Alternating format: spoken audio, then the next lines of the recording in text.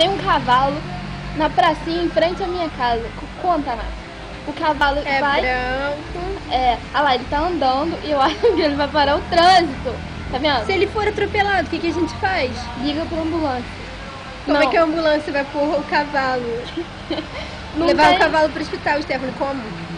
Pra onde você leva o Pra cavalo? onde você leva o cavalo? É isso que eu Ele falei. não caberia dentro de uma coisa onde eu vou ligar? veterinária. Não existe um 90 polícia. Não existe. A gente tem que ligar pra polícia, falar, polícia, tem um cavalo morto, atropelado. Você percebeu que eu tô querendo comer o papel do biscoito?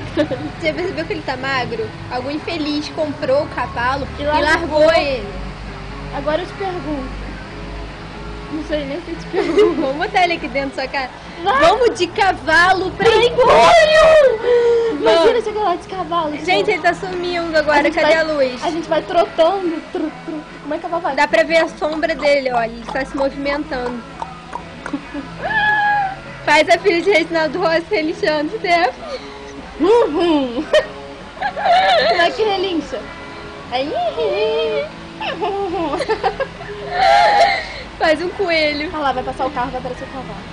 Bom, já que ninguém está vendo o cavalo... Vamos desligar. Ah, lá. tá vindo um negócio... Ah, aquilo é negócio de segurança. Então, vamos Olha, ver. o cavalo tá a se movimentando. Vamos filmar os carros. Não é um cachorro, gente. Isso é um cavalo. Olha a bundinha do cavalo. Olha, dá pra ver ele Dá se pra ver... movimentando Ih, agora. deitou. Gente, um cavalo tá dormindo.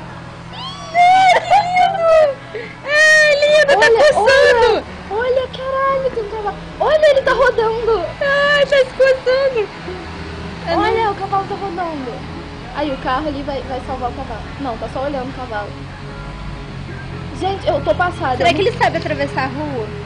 Não, lógico que não, ele é um cavalo. Ah, mas cachorro sabe atravessar a rua. Mas ele é um cavalo, não é um cachorro, Nath. Ai, vai que ele é inteligente. Não, Nath, ele é um cavalo. Tá Ele bom, tá então. acostumado com as pessoas batendo. Vamos dar tchau, então. Tchau, cavalo. Vai comer biscoito.